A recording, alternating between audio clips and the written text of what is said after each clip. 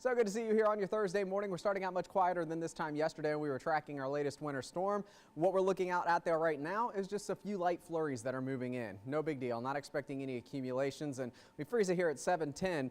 Notice that most of that showing up to our southwest, but even though it's not showing up here across the Thumb or the Saginaw Bay, we are seeing some scattered flurries out there. No big deal though. The story today will be the cold air that's now beginning to move in as we lost the snow from yesterday. So we're sitting right around 10 or so for most of us, 10 in Lapeer, Grand Blanc, 11 in Freeland and Midland. However, we're below zero still this morning in Oscoda, at 1 below, 8 below in Sandusky. And you have to factor in the winds because the winds right now are about 5 to 7 miles per hour. So they're not that big of a deal, but they are enough to drop the wind chill to minus 11 now in Oscoda, minus 1 in Lapeer, and 3 below in Gladwin.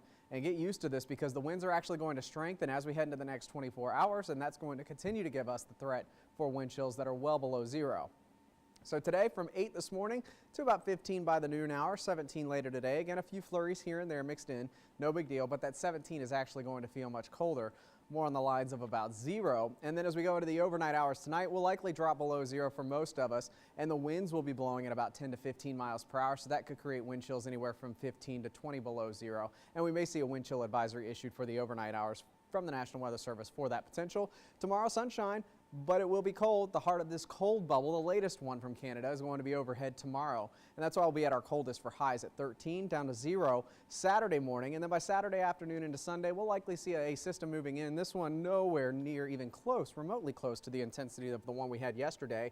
So I'm only expecting up to an inch, worst case scenario, an isolated 2-inch snowfall amount somewhere in the area. And as we go from Monday into Tuesday of next week, we stay relatively quiet, but also pretty cold.